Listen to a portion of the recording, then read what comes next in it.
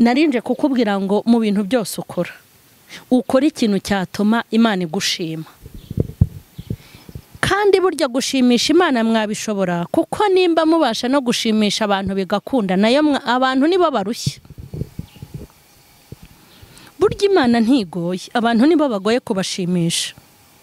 Ukora ibintu byinshi kugira ngo bosi wawe mukaza gukundi, ugashyiramo imbaraga ugatutubikana, byaba na ngombwa bikarimba atanagukunza nanakwirukanye ku kazi. Ntugahure n'umuntu wisize makeup ngo mwongere guhura amaze gukaraba mu maso. Ushobora kuvuga ngo uyu niwe twahuye. Birashoboka yuko inzara bari baziteyeho, bari bagiye kwikunyura bikubye. Birashoboka ko bamutambukaga bimaringa bigira nabi. Uwo mukobwa ngo yagiriye umugisha ku mugore wari ushinzwe abagore, kubagaburira, kubahezura, kubashyiraho fresheri no kubatera guhumura. Ngo yamugiriyeho umugisha, ngo amujyana ngo ahantu yagombaga guhezurira abakobwa. Arangije ngo arahamujyana, ariko ngo aramukunda, akunda imico ye, akunda imyitwarire ye, akunda uburyo yifata, akunda uburyo afite ikinyabupfura n'uburyo atuje, ngo nawe amuha ibyo yaragenewe byose. Urifuza kwambara neza, urifuza guha Imana ihebuje umukunzi wawe, inshuti yawe cyangwa umubyeyi wawe, nta handi muri Kigali yose wasanga ibikunyuze uretse muri Alpha Boutique. Muri Alpha Boutique tugufitiye imyenda myiza n'inkweto, cyane cyane iby'abakobwa ndetse n'abadamu, hakiyongeraho amasakoshi meza ya original, imikenyero ndetse n'amabiju. Ibyo byose bituruka mu bihugu bitandukanye by'Uburayi, Turikiya ndetse n'ahandi. Tugane mu nyubako ya KABC Kimihurura muri etaje ya mbere, neza iruhande rwa Equity Bank, aharebana na Kigali Heights ndetse na Convention Center. Alpha Boutique ni igisobanuro cy'ubusirimu. Ndabashuhuje mu izina rya Yesu Kristo w'i Nazareti. Amahoro y'Imana nabe muri mwe. Nizere ko mumeze neza abakunzi ba Mama Sharirene. Turabashuhuje mwebwe abadukurikiraniye ahantu hatandukanye. Umwami Imana abahezagire. Turabashuhuje rero mwese, turasuhuza abasilamu, assalamu alaikum wa rahmatullahi wa barakatuh. Turasuhuza abarokore, Yesu ashimwe. Turasuhuza abagatulika, Yesu akuzwe. Abarasta harya bavuga ngo iki? Bavuga ngo gongaho Jarastafara. Turabashuhuje mwese, abo bantu bose mvuze n'abandi ntavuze, mwese muradukurikirana ndabizi. Hanyuma turabakunda kuri Mama Sharirene, kwa Mama Kazi ni Kazi. Twongeye kurushaho rero kubabwira ngo abantu bashaka imyenda myiza mujye muri Alpha Boutique. Mwagiye mubona adresse zaho turazitanga, imyambaro yabo bafite, amashakoshi, inkweto, amasaha n'ibindi bintu byinshi ntarondora muri uyu mwanya. Murabizi ko baranadoda, hari made in Rwanda, imyenda idoze, ndetse hari n'umutayeri. Byose nta handi wabisanga ibyo bintu byiza ni muri Alpha Boutique. Ikindi kuri Mama Kazi ni Kazi, mbafitiye amakuru meza yo kubabwira ngo dufite apartment, kugura no kugurisha amazu, kugura no kugurisha amamodoka. Nawe ukeneye manager ushobora kumanaginga ibikorwa byawe ufite muri iki gihugu cy'u Rwanda, utabona uko ucunga ibiganza bya Mama Sharirene n'ibiganza byera. Ikintu cyose cyagera mu biganza byanjye no mugisha. Ubwo rero twari turi kwamamaza. Imana rero nibaha umugisha, nizere ko mumeze neza. Abari mu makuba mwihangane, abari mu byago mwihangane, abari mu bintu bibi bitandukanye mwihangane. Imana irahari ku bwanyu kandi ifite umugambi mwiza wo kubagirira neza. Ndashaka ko tureba ijambo ry'Imana riri muri Esther ibice 2 umurongo wa 17. Haravuga ngo umwami abonye Esther aramushima, amurutisha abagore bose, aramukundwa kaza, amurutisha abakobwa bose, bituma mwambika ikamba, amugira umwami kazi mu kimbo cya Vashiti. Imana tugire neza. Ariko aho nashatse naha honyine havuga ngo umwami abonye Esther aramushima. Umwami abonye Esther aramushima. Intego y'ijambo ndashaka kubabwira ngo murwane intambara zo gushimwa n'Imana. iri jambo rimaze iminsi rinyuzuye kandi ndi kurigendera kandi ndi kuryumva cyane, niyo mpamvu nanjye naribazaniye. Nzanye iri jambo ry'Imana ryo kukubwira ngo mu bintu byose urimo, mu bintu byose unyuramo, mu bintu ukeneye, mu bintu urwanirira, mu bintu ushaka kugeraho, hari ikintu cya mbere cy'ibanze: gushimisha Imana. Imana nayo ikagushima. Gushimwa n'Imana bene da, gushimwa n'Imana. Gushimwa n'Imana bizana amahirwe menshi, gushimwa n'Imana bizana umugisha mwinshi, gushimwa n'Imana bizana ingaruka nziza nyinshi, gushimwa n'Imana bigira umumaro muri byose, gushimwa n'Imana bitera kurama, gushimwa, reka mbabwire, gushimwa n'Imana ibyo shaka kubabwira. Aya makuru turinjira hano muri izi nkuru z'uyu mukobwa witwaga Esteri. Esteri yarerwaga na nyirarume. Esteri yarerwaga na nyirarume, yari umwana w'imfubyi utagira ababyeyi. Ndetse Morodekayi yari yarabwiye Esteri, yari yaramubwiye ngo uramenye ntuzigere uwubwira ubwoko bwawe. Yari yarabicecetse. Igihe kimwe rero umwamikazi Vashiti aterwa na shitani ikomeye, imushuka gusuzugura umugabo we atazi ko bari bumusende. Amaze gusuzugura umugabo we Vashiti, izo nkuru murazizi, abatazizi nazibanyuriramo, ukuntu umwami ngo yakoze ibirori, ahamagara inshuti ze, ahamagara abo bayoborana igihugu, atangira kubamurikira iterambere aho yavuye n'aho ageze. Barabaga ibimasa, bategura ibirori bikomeye. Hanyuma muri ibyo birori bamaze kurya no kunywa, ibirori bimaze kuba byiza, biba ngombwa ko avuga ati mu bintu byose natunze no mu byo mfite ndashaka no kubereka ukuntu ufite umugore mwiza. Uwo ni umwami Hasuwerusi. Hanyuma ngo aratuma, aravuga ngo mugende mumbwirire Vashiti aze mwerekane muri ibi birori birimo abakomeye bo muri ibi bihugu nyobora. Ngo baragenda babwira Vashiti ngo umwami aragushaka. Maze ngo Vashiti abasubizanya agasuzuguro, arabavuga ngo nimugende mubwire umwami ngo nateguye ibyanjye birori. Ndi ku ntego y'ijambo ivuga ngo gushimwa n'Imana. Baragiye babwira umwami, baramubwira ngo Vashiti aratubwiye ngo nawe yateguye ibye birori, ari kumwe n'abagore bagenzi be, ntabwo akwitabye. Iryo jambo ryari ijambo ritunguranye ku mwami. Umwami ngo yahise yubika umutwe mu maguru, ararakara, arababara. Abari bamuri hafi baramwegera ngo baramubwira bati ntukababare, iki gihugu nticyashizemo abagore n'abakobwa. Ndashaka kukubwira ngo Imana nigutakaza ni wowe uzahomba, kuko Imana yo ntishobora guhomba. Kubaha Imana ni inyungu zawe, gukundwa n'Imana ni inyungu zawe. Wowe urukundo rwawe nta nubwo rwafata Imana, ariko urukundo rw'Imana twe ruradufata. Gutunga Imana ni inyungu zawe, ariko kubura Imana ni igihombo kiguturukaho cyawe, kuko Imana mu bintu iteze kubura ntabwo izabura abayisenga. Ngo bahita bamugira inama itari yiteguwe. Vashiti ibintu byamubayeho byaramutunguye. Ngo abagabo baramubwiye bati uyu mugore wawe nutamuhanira mu ruhame, nidutaha abagore bacu ntabwo tuzabakira. Akagasuzuguro karaba nka kirabiranya yageze mu nsina. Ugomba kugaca ukamuhana kugira ngo abagore bacu natwe batazadusuzugura.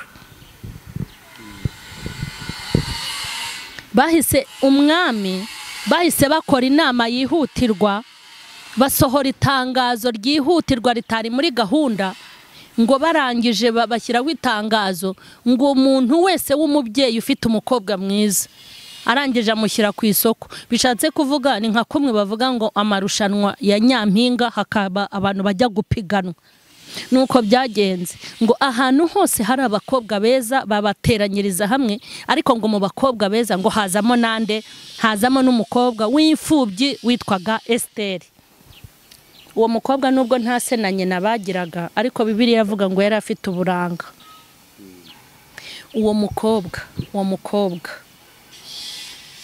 ngo yagiriye umugisha ku mugore wari ushinzwe abagore, kubagaburira, kubahezura, kubashyiraho fresheri no kubatera guhumura. Ngo yamugiriyeho umugisha, ngo amujyana ngo ahantu yagombaga guhezurira abakobwa. Arangije ngo arahamujyana, ariko ngo aramukunda, akunda imico ye, akunda imyitwarire ye, akunda uburyo yifata, akunda uburyo afite ikinyabupfura n'uburyo atuje, ngo nawe amuha ibyo yaragenewe byose. Hari uburyo rero ngo buri mukobwa yajyaga kumurikirwa umwami, ubwo urumva umwami afite ibyo yarebaga nyine, nuko nta wamenya ibyo ari byo, ariko ngo buri mukobwa wese ngo yaragendaga bakabanza bakamugeza ku mwami bamaze kumuhezura no kumushyiraho fresheri. Ngo maze igihe kigeze ngo cyo kumurikira umwami bamwereke Esiteri, ngo Esiteri ageze imbere y'umwami, haleluya, ngo ashimwa n'umwami. Esiteri ashimwa n'umwami. Ni iyi ntego n'ijambo gushimwa n'umwami, gushimwa n'Imana.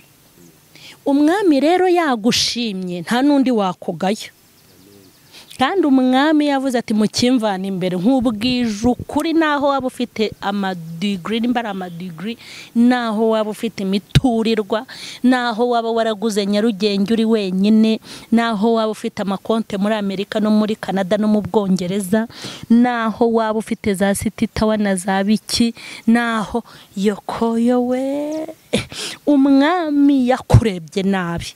Naho waba uri umuhanga mu kuvura, naho waba uri umuhanga mu guhimba udushya, naho waba uri umuhanga mu kubaka, naho waba uri umwe mu gihugu, naho waba uri umwe mu isi, naho waba ukora indege, naho waba ukora amato, naho waba ufite diyama, naho waba ufite ibirombe bya zahabu, iyi Mana yakurebye nabi ikakureba igitsure nk'ubwije ukuri nta naho waba uri. Hanyuma ngo Esiteri umwana w'imfubyi, ngo umwami amubonye ashimwa n'umwami.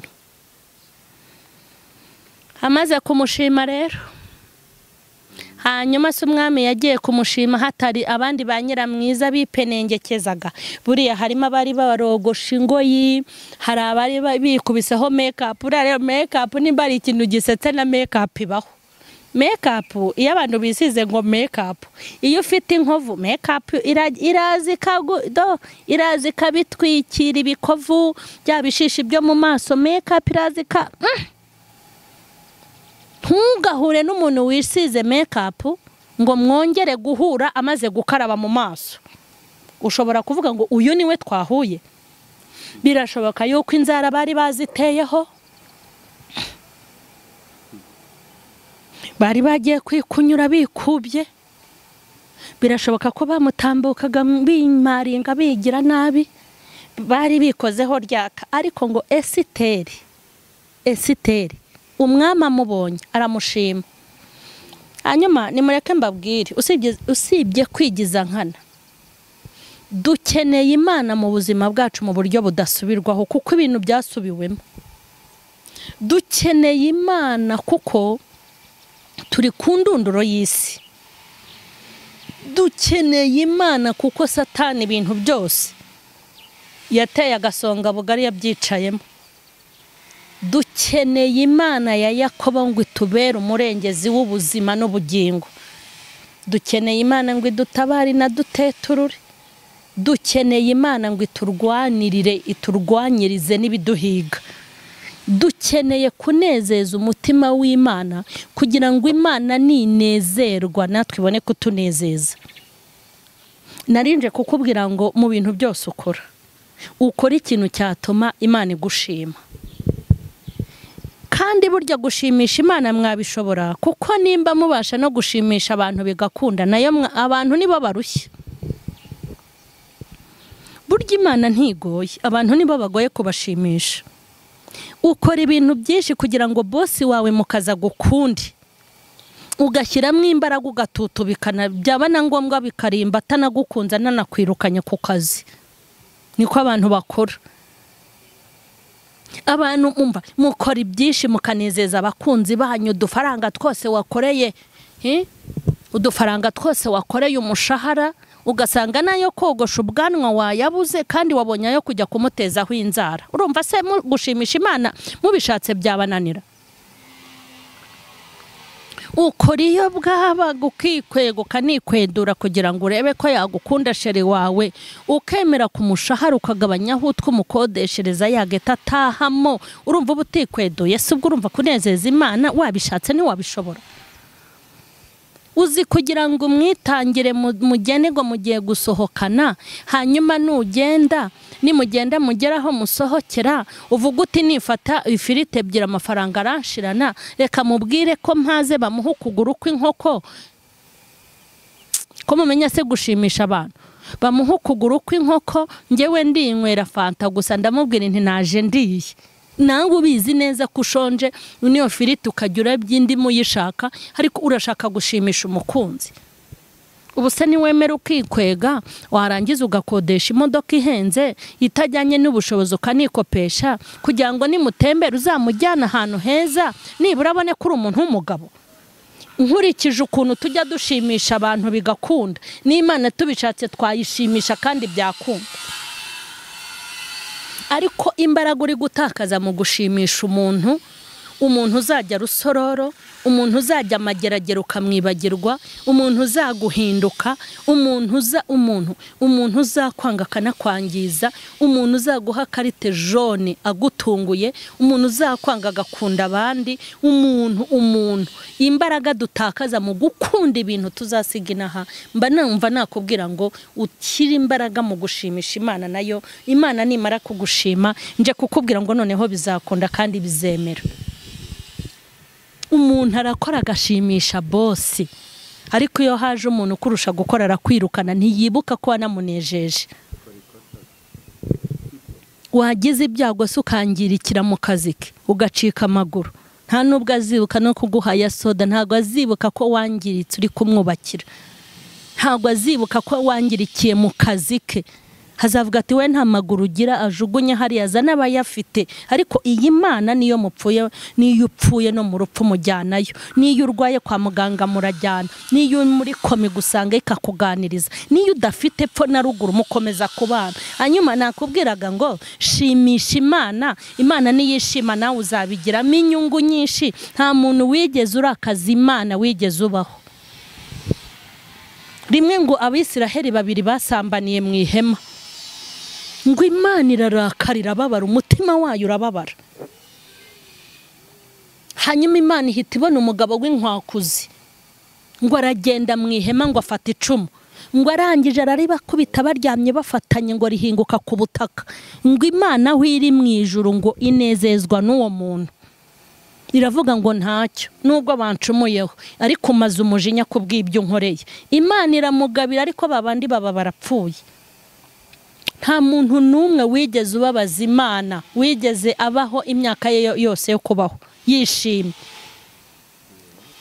Umuntu unezeza umutima w'Imana, Imana irwana intambara zo kugira ngo umutima we nawe uzishime. Umuntu unezeza Imana hava akagera, Imana irwana intambara zo kugira ngo nawe ahore anezerewe. Ndashaka kukubwira ngo mu bintu byose ukore urwane intambara zo kugira ngo unezeze umutima w'Imana. Imana yishime ku bwawe, ishimisha nayo izagushimisha, kandi Imana nuyinezeza nayo izakunezeza. Imana nikubona uri umuntu w'umumaro, Imana nayo izakugirira umumaro. Umuntu unezeza umutima w'Imana nawe aranezerwa. Imana yigeze inezezwa n'umugabo witwaga Aburahamu, iramubwira ngo hari ibintu ujye ukora nkanezererwa. Ngo icyo gihe yanejejwe n'ukuntu Aburahamu yemeye gutanga umwana we umwe ayagiraga. Imana ngo igira umunezero, irangije ihita imwita izina rikomeye, n'ubu ni izina ridafite umuntu n'umwe. Iravuga ngo uri sekuru w'amahanga. turamuvugana n'isaha n'icyamamare na n'ubu turacyamuvuga kandi ngo iramubwira ngo urubyaro rwawe ruzangana n'izi nyenyeri kandi ruzangana n'uyu mucanga. Iranamubwira ngo uzakuvuma nzamuvuma, uzakurwanya nzamurwanya, kandi muri wowe nimwe amahanga hazahererwa iki? Umugisha.